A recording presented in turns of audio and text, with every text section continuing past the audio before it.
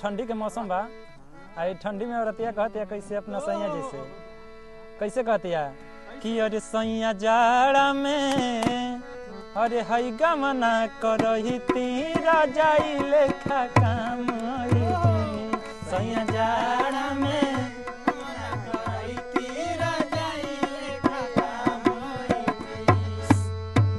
सैया जाड़ा में गमना करही तीरा जाई लेखा काम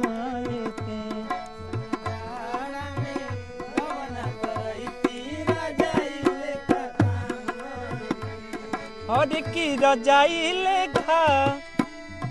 काम आईती हो रजाई लेखा काम आईती है कि संगे अंगने में गमछा बिछती रजाई लेखा काम आईती सैया जाड़ा में गमना करती रजाई लेखा काम आईती